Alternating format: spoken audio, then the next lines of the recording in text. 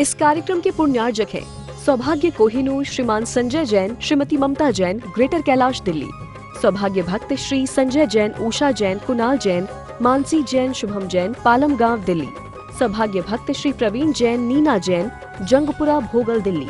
सौभाग्य भक्त श्री राकेश जैन, रजनी जैन, मानू जैन, प्रज्ञा जैन, डॉक्टर अंकित जैन, डॉक्टर श्वेता जैन, यशिका जैन, ओमांशु जैन, इवान जैन, भोगल आश्रम दिल्ली। सौभाग्य भक्त श्री वीरेंद्र जैन, श्रीमती अंजुला जैन, रोहिणी दिल्ली। सौभाग्य भक्त श्रीमान सचिन जैन, सीए, श्रीमती प्रियंका जैन, अदिति जैन, विधि जैन, पहाड़गंज दिल्ली। महानुभाव, जिंदगी में समय अच्छे कार्य करने का बार बार नहीं आ पाता है। जिंदगी में अच्छे कार्य करने के अवसर बार बार नहीं आ पाते हैं।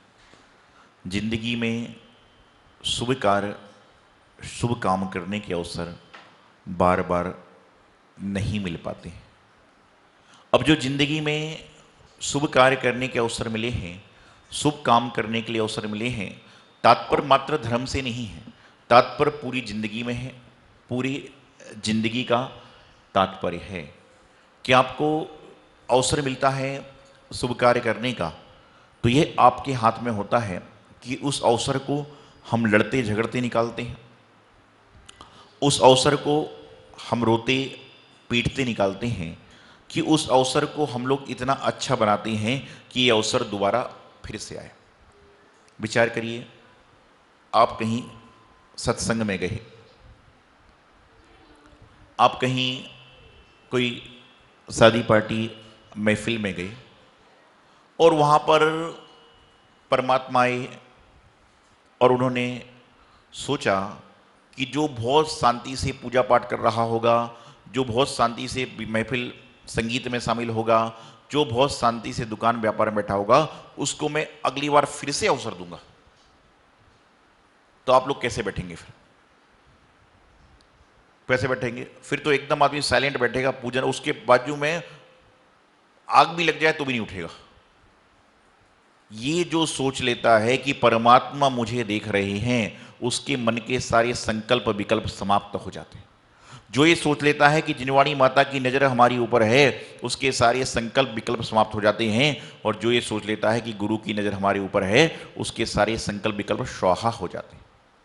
घर में जब तक बच्चा माता पिता के अंडर में रहता है, जब तक उसको डर रहता है कि पिताजी ऑफिस से आने वाले हैं, मैं फटाफट अपना काम पे लग जाऊं, देख लेंगे तो डांट मार पड़ेगी।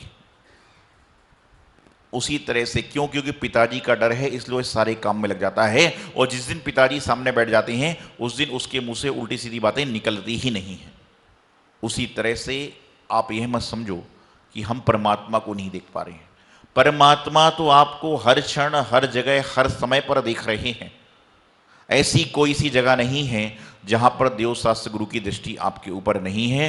अंतर इतना है कि हम क्या कर रहे हैं, महत्वपूर्ण बात यह है। हमारा विश्वास कितना है, यह महत्वपूर्ण बात है। हमारी श्रद्धा, हमारी भक्ति, हमारी आस्था कितनी है, यह सबसे बड़ा महत्वपूर्ण बात है। हमारी आस्था किस चीज में है? हमारी आस्था क्या मात्र नाश्ते में है? हमारी आस्था क्या मात्र भोजन में है? हमारी आस्था क्या मात्र पदार्थों में है? कि हमारी आस्था उनके समागम में है? जिनकी आस्था नाश्ते में खत्म होती है, उसका वास्ता वहीं पर समाप्त हो जाता है। प्रभु से आस्था ठीक से करना है तो नाश्ते से वास्ता खत्म कर दो। प्रभु से आस्था ठीक से करना है तो भोजन से छोड़कर भजन पर आ जाओ, तो जीवन का कल्याण हो जाए। लेकिन आस्था, विश्वास, श्रद्धा कहाँ जा रही है? आज जो व्यक्ति प्रातःकाल उठता है, बरसात होती है, छाता लेकर मंदिर के लिए चल पड़ता है। लोग कहते हैं आज मंदिर नहीं जाओगे तो क्या होगा? तो एक जवाब देता है कि एक दिन भोजन नहीं करूंगा तो क्या होगा? उसी प्रकार से जिस दिन मैं भगवान की भक्ति नहीं करता हूं, वही मेरे साथ हुआ करता है। जिस तरह से भोजन के बिना मेरा जीवन नहीं चल सकता, उसी प्रकार से प्रभु भक्ति, गुरु भक्ति, जिनवाणी की भक्ति करे बिना मेरा जीवन का भी चलना मुश्किल है। जो आस्थावान है उसके जीवन में यही रास्ता आता है। लेकिन आज मैं आपको बताना चाह रहा हूं, समझाना चाह रहा हूं कि आज परिस्थिति क्या है।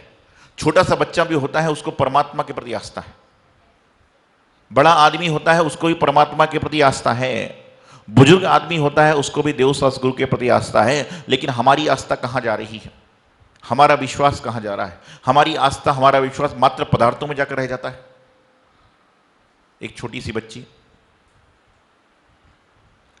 सी बच्ची अपनी मां के साथ परचून की किराने की दुकान पर पहुंची। वहां पर जाने के बाद जब सारा सामान खरीद लिया गया, सारी सामग्री खरीद ली गई, उसके बाद वहां पर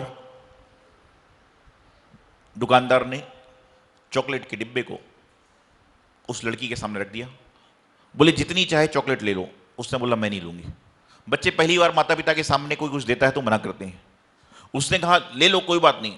बोले मैं नहीं लूंगी। मम्मी ने कहा कोई बात नहीं बेटे, मैं कुछ नहीं बोलूंगी, ले लो। उसने कहा नहीं, मैं नहीं लूंगी। जब 3-4 बार ये घटनाक्रम चलता रहा, दुकानदार कह रहा है ले लीजिए, उसने कहा नहीं लूंगी। तो दुकानदार ने क्या किया, अपने हाथ की मुट्ठी डाली, उसमें से चॉकलेट निकाली और उसके जेब में भर दी। बच्ची खुशी खुशी चॉकलेट खाते खाते घर के लिए चलने लगी। उसकी माँ ने रास्ते में पूछा कि बेटे तुम्हें चॉकलेट बहुत पसंद है, चॉकलेट तुम्हें अच्छी लगती है, अच्छा चॉकलेट तुम खाना चाहते हो, लेकिन जब अंकल कह रहे थे तुमने नहीं ली, जब मैंने कहा ले लो तो नहीं ली, कारण क्या है? तो बच्ची ने बड़ी मार्मिकता से जवाब दिया। समझने और सोचने वाला है। बच्ची ने बड़ी मार्मिकता से जवाब दिया कि मम्मी जब अंकल ने मेरे सामने टॉफी की बरनी सामने करी थी, टॉफी का डिब्बा सामने करा था और कहा था निकाल लो जितनी निकालना है, तो मम्मी मेरे हाथ छोटे हैं, यदि मैं अपने हाथ से चॉकलेट निकालती तो मेरे हाथ में 4-5 चॉकलेट आती, लेकिन जब मैंने अपने हाथ से चॉकलेट नहीं निकाली तो अंकल ने अपने हाथ से चॉकलेट निकाल कर दी, तो 15-20 चॉकलेट मेरे पास में आ गई। इसी प्रकार से परमात्मा के पास हो रहा है कि हमारी मांग क्या है, 2-4-5, वो तो आपको 50 देने वाले। आपकी मांग 50 की, वो आपको 1000 देने वाले हैं। आप विश्वास तो करके देखिए, आप श्रद्धांत तो करके देखिए, आप जो मांगोगे वही मिलेगा, और जो वह देंगे वह आपकी मांग से ज्यादा हो। जिंदगी में क्या करना है, क्या नहीं करना है, क्या आचरणीय है, क्या अनुकरणीय है, इस बात को जो जान लेता है उसके जीवन का कल्याण अपने आप हो जाता है। हम व्यापार क्षेत्र में रहते हैं, महिलाएं गृह क्षेत्र में रहती हैं, सर्विस करने वाले व्यक्ति सर्विस उसमें रहते हैं। आप जहां पर भी रहते हो वहां पर मन लगा के कार्य कीजिए। हर काम को, जैसे सोते हैं तो सोने में मन लगाकर सोइए, भोजन करते हैं तो भोजन को मन लगाकर खाइए, किताब पढ़ते हैं तो किताब को मन लगाकर पढ़िए। उससे क्या होगा कि आप जो कार्य कर रहे हो उसमें आपको सफलता मिल जाएगी। लेकिन आज भोजन करते समय बाजार की चिंता और बाजार में रहते समय भोजन की चिंता, इसलिए तो बड़ा मुश्किल हो जाता है काम। जो काम आप कर रहे हो, चाहे 10 मिनट कर रहे हो, तो मैं हमेशा कहता हूं उसको 8 मिनट करो, 8 मिनट करते हो 4 मिनट करो, 4 मिनट करते हो तो 1 मिनट करो, लेकिन पूरी श्रद्धा से, पूरी भक्ति से करो, तो आप समझोगे उस कार्य को करने का आपको आनंद आएगा। आप कई बार जब भोजन करने बैठते हो तो भोजन करने के बाद आपके मुंह से बरबस निकल जाता है कि आज भोजन करने में बड़ा आनंद आया। आप सोचिएगा ऐसा आपके जीवन में कब कब हुआ? ऐसा आपके जीवन में तब तब हुआ जब आपके मन में कोई संकल्प विकल्प नहीं रहा, आपको कोई भागा दौड़ी नहीं रही, आपके मन में कोई जाने आने की बात नहीं थी, तो उस समय भोजन का आपको अलग ही आनंद आया। भोजन वही है जो परसों घर में बना था, भोजन वही है जो 15 दिन पहले घर में बना था। अंतर से इतना है कि 15 दिन पहले जब भोजन कर रहे थे उस समय विकल्प था कि मुझे बाजार जाना है, मुझे स्कूल जाना है, मुझे यहां जाना है, वहां जाना है, इसलिए उस भोजन का आनंद ही नहीं आ पाया। एक बार में इंसान के पास में एक वस्तु रह सकती है। मैं हमेशा कहता हूं कि आप अपने जीवन में या तो राग को रख लीजिए या देश को रख लीजिए, प्रेम को रख लीजिए या नफरत को रख लीजिए। यदि आप दिन भर नफरत झगड़े की बात करोगे तो प्रेम रहेगा कहां से? आप दिन भर यदि अच्छी बातें करोगे तो नफरत अपने आप दूर हो जाएगी। जिस प्रकार से पानी छानने के लिए आप छन्नी लगा देते हो, सारा पानी साफ हो जाता है, लेकिन यदि वो छन्नी हटा दो, दूसरा पानी मिक्स हो जाएगा, तो फिर आपको छांटना मुश्किल हो जाता है कि शुद्ध अशुद्ध कौन सा है। उसी प्रकार से जीवन में जितना समय मिला है प्रेम से पूर्वक जिए। नफरत तो हर कोने में, हर रास्ते पर, हर व्यक्ति के मन में पड़ी हुई है, लेकिन प्रेम बहुत कम लोगों के मन में। प्रेम को ही पूजा, प्रेम को ही परमात्मा कहा गया। कहते हैं जिसके पास प्रेम है उसके सारे काम सच्चे होते हैं, और जिसके पास में नफरत है, ईर्ष्या है, झगड़ा है, उसके अच्छे अच्छे काम भी बिगड़ जाते हैं, बनते काम भी बिगड़ जाते हैं। आप गाड़ी चला रहे हैं, आपके मन में क्रोध आ जाए किसी के प्रति, उस दिन आपकी गाड़ी का एक्सीडेंट हो जाए तो कोई बड़े आश्चर्य की बात नहीं है, क्योंकि आप उस क्रोध से, उस आवेग से उस व्यक्ति से बैठ रहे हो। यदि कोई दुकानदार घर से झगड़ा करके आ जाए, किससे किससे झगड़ा होता है घर में? आप लोग तो सब धार्मिक जोड़े हैं, झगड़ा होता ही नहीं होगा। यदि घर में किसी से झगड़ा होकर आ जाए, किसी से झगड़ा होकर आ जाए और वो दुकानदार पर पहुंच जाए, तो समझ लेना उस दुकान में 1 घंटे तक जो ग्राहक आएगा उसकी खैर नहीं। और उसमें वो ग्राहक आ गया जो कहे भाई ये दिखाओ ये दिखाओ ये दिखाओ, तो समझ के चलना कि दुकान बंद ना हो जाए तो कोई बड़े आश्चर्य की बात नहीं। झगड़े को झगड़े के स्थान पर समाप्त कर दो। मैं आपसे एक बात कहना चाहता हूं, आपको 10 साल पहले किसी ने बोला होगा भाई साहब कैसे हो, आपको याद नहीं होगा, लेकिन उस व्यक्ति ने आपको 10 मिनट पहले कह दिया कि थोड़ा सरक के बैठो ना, मुझे बैठना है, सारी 10 साल की अच्छाई जीरो हो जाएगी, आपको 1 साल का देश याद रहेगा। अरे भाई जब तुम, और ये देश आपको हमेशा याद रहेगा। अगली बार मैं कहूंगा भाई यहां बैठ जाओ, बोले नहीं मैं वहां नहीं बैठूंगा। पूछेंगे क्यों भाई? बोले उसने मुझे उठा दिया था। और मैं कहता हूं 4 साल पहले उसने तुम्हें अच्छी तरह से बैठा के श्रीफल चढ़वाया था। बोले वो छोड़ो महाराज जी, उस समय जानकारी नहीं थी मुझे। क्या है भाई, जितना आप देश को अपने स्थान में, जितना आप देश को, नफरत को अपने हृदय में स्थान दे रहे हो, उतना प्रेम को भी दीजिए ना। बैलेंसिंग से चलो ना, आप बैलेंस बनाकर चलो। तराजू में वजन वही सही तुलता है जहां बैलेंस बराबर होता है। जिंदगी की गाड़ी को भी बैलेंस पूर्वक चलोगे, बैलेंस पूर्वक करोगे तो समझना आपके जीवन का कल्याण हो जाएगा। किसके लिए, किस कार्य के लिए और क्यों करने के लिए? आपको एक बात बताता हूं, जिंदगी में आज भागा दौड़ी मची हुई है, पहले मैं जाऊंगा, पहले मैं पाऊंगा, पहले मैं दूंगा। अरे पहले देने वाले कुछ नहीं होता। ध्यान रखना, एक बात बताता हूं कि जो सबसे अंतिम में मंदिर पहुंचता है, इसका मतलब ये नहीं कल से 6 बजे आने वाले 12 बजे आना चालू कर दो। नहीं तो आजकल ऐसा ही होता है कि बता रहे हैं कुछ, समझता कुछ है आदमी। एक बार मैंने कह दिया भाई कल सभी लोग जो हैं शुद्ध धोती दुपट्टे पहनकर घर से मंदिर आएंगे। 2 आदमी मंदिर ही नहीं आए। मैंने पूछा क्यों नहीं आए? बोले महाराज जी आपने कहा था घर से शुद्ध धोती दुपट्टे पहन के मंदिर आना, हमारे घर में धोती नहीं है, हमारे घर में धोती नहीं है। अरे भैया कहा था कि ये तो अंडरस्टूड है, आपको खुद समझ लेना चाहिए कि जब उन्होंने कह दिया है कि शुद्ध धोती दुपट्टे पहन के घर से मंदिर आना, तो नहीं है तो वैसे ही आओ ना। खाने में तो ऐसा नहीं करते, भोजन में तो ऐसा नहीं करते। मैं कहता हूं कि जो है आज रोटी खाना और घर में रोटी नहीं बनी तो पूड़ी खा के पेट तो भरते हो कि नहीं? भोजन में सब कुछ चलेगा, लेकिन भजन में सिर्फ वही चलेगा जो महाराज जी बोल रहे हैं। कैसे होगा काम? कुछ चीजें ऐसी होती हैं जो खुद समझदारी से करने योग्य होती हैं, कुछ चीजें ऐसी होती हैं कि जो जबरदस्ती कराई जा रही हैं, और कुछ चीजें ऐसी होती हैं जो अपने मन पूर्वक किया जाती हैं। तो मैं आपको बता रहा हूं, समझा रहा हूं कि जो बात कही जाती है उसको समझिए। जो सबसे आखिरी में बता रहा था कि जो सबसे पहले मंदिर आता है और जो सबसे आखिरी मंदिर आता है, दोनों में कोई बहुत बड़ा अंतर नहीं है। आने वाली प्रातःकाल की व्यवस्था अपनी अलग अलग है, लेकिन देखिएगा जैसे कहते हैं ना, इस विधान के मारने पर पहले दिन जिसने आहुति चढ़ाई उसने पहला ओपनिंग करी, लेकिन इस विधान के मारने पर जो आखिरी में आहुति कर रहा है उसको कितने सारे लोगों का पुण्य उसमें प्राप्त हो रहा है। आप कलश स्थापना करते हो, चौमासे बाद क्यों ले जाते हो? पहले ले जाओ ना। ऐसे एक बार एक सज्जन आए, एक बिल्कुल सत्य घटना है, उनसे बोले मूर्ति स्थापित कर दो। अपना द्रव्य राशि लेकर मूर्ति स्थापित करने के लिए आ गया। तो व्यवस्थापक हो सकता है भाई मुझे मूर्ति कब मिलेगी? वह इस व्यवस्थापकों से कह रहा है कि मुझे मूर्ति कब मिलेगी।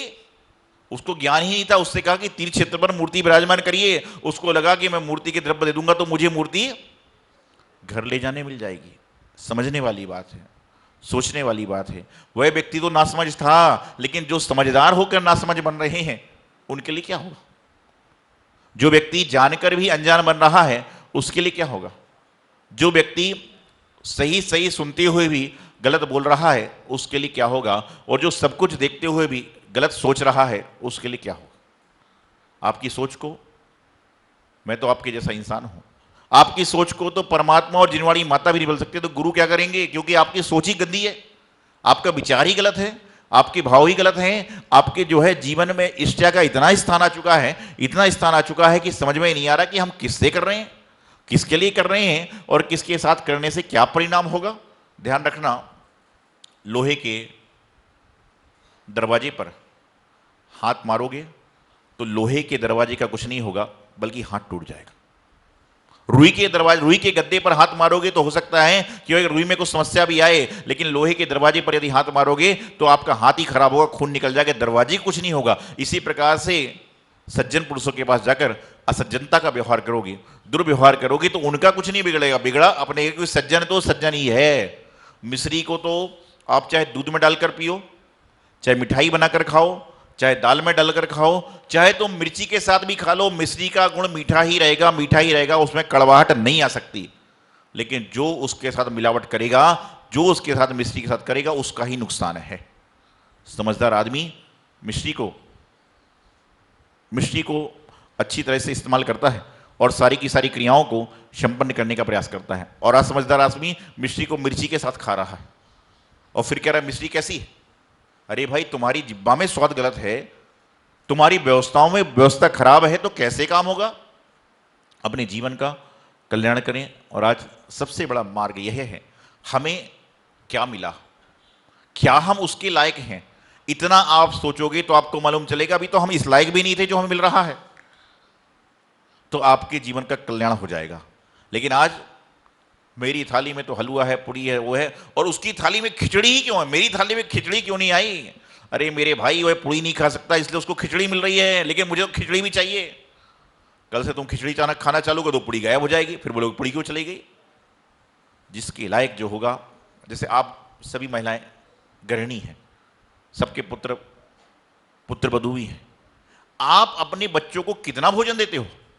बड़े को 1.5 कटोरी, बीच वाले को 1 कटोरी, छोटे वाले को आधा कटोरी, और यदि और छोटा सा उसको खाली दूध देते हो। क्यों? आपके मन में उनके प्रति गलत भावना है? नहीं, आपको पता है कि मेरे किस बच्चे की डाइट क्या है, तो उसी प्रकार से परमात्मा आपको वही अवसर देते, भैया ये पचा कौन सकता है, इसके ऊपर कितनी क्षमता उठाने की है। इस कार्यक्रम के पुण्यार्जक हैं सौभाग्य कोहिनूर श्रीमान संजय जैन, श्रीमती ममता जैन, ग्रेटर कैलाश दिल्ली। सौभाग्य भक्त श्री संजय जैन, उषा जैन, कुणाल जैन, मानसी जैन, शुभम जैन, पालम गांव दिल्ली। सौभाग्य भक्त श्री प्रवीण जैन, नीना जैन, जंगपुरा भोगल दिल्ली। सौभाग्य भक्त श्री राकेश जैन, रजनी जैन, मानू जैन, प्रज्ञा जैन, डॉक्टर अंकित जैन, डॉक्टर श्वेता जैन, यशिका जैन, ओमांशु जैन, इवान जैन, भोगल आश्रम दिल्ली। सौभाग्य भक्त श्री वीरेंद्र जैन, श्रीमती अंजुला जैन, रोहिणी दिल्ली। सौभाग्य भक्त श्रीमान सचिन जैन, CA, श्रीमती प्रियंका जैन, अदिति जैन, विधि जैन, पहाड़गंज दिल्ली।